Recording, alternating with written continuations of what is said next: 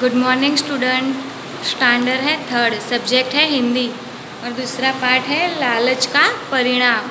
लालच करने से क्या परिणाम आता है उसके बारे में स्टोरी है। तो हम अब स्टोरी स्टार्ट करते हैं। बहुत समय पहले की बात है। केशव नाम का एक दयालु व्यक्ति गंगापुर गांव में रहता था।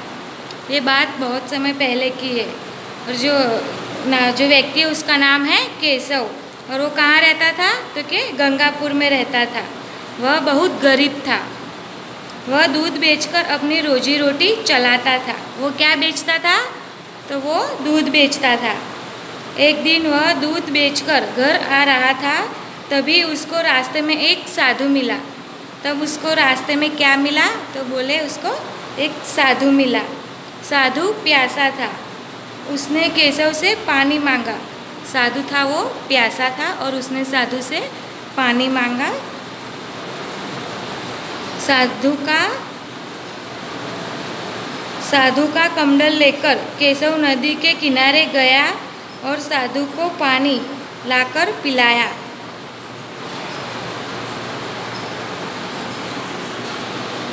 फिर साधु ने पानी पीकर साधु बहुत प्रसन्न हो गया। केशव ने साधु को पानी पिलाया और साधु प्रसन्न हो गया। उसने केशव को एक मुर्गी इनाम में देकर कहा। साधु ने केशव को क्या इनाम में दिया तो एक मुर्गी दी। उसे अपने घर ले जाना। यह रोज़ एक सोने का अंडा देगी। साधु ने केशव को एक मुर्गी इनाम में दी और बोला कि इसे घर ले जाना। वो मुर्गी ना एक अंडा देगी रोज़ सोने का। केशव सोने का अंडा देने वाली मुर्गी पकड़कर खुश हो गया और उसे लेकर घर चला गया। मुर्गी रोज़ उसे सोने का एक अंडा दिया करती थी। इस कारण धीमे धीमे केशव की गरीबी दूर हो गई। तो केशव की गरीबी कैसे दूर हो गई तो मुर्गी रोज़ उसे एक सोने का अंडा देती थी इसलिए। एक दिन केशव के बाहर जाने के बाद उसकी पत्नी के मन में लालच आ गया। उसने सोचा क्यों न इस मुर्गी का पेट काटकर सारे अंडे हम निकाल ले और सिद्ध ही धनी हो जाए। सिद्ध मीन्स के जल्दी। मूर्ख स्त्री ने मुर्गी का पेट काट दिया। थोड़ी देर बाद मुर्गी तड़प तड़प कर मर गई, लेकिन उसके पेट में से एक भी अंडा नहीं निकला। केशव की पत्नी यह देखकर बहुत दुखी हुई। केशव शाम को घर आया तो मुर्गी को मरा हुआ पाकर बहुत रोया। उसने अपनी पत्नी को डांटा और कहा, तुम्हारी लालच के कारण हमने अपनी मुर्गी खोई है। अब यह सोने का अंडा कभी नहीं देगी क्योंकि यह मर चुकी है।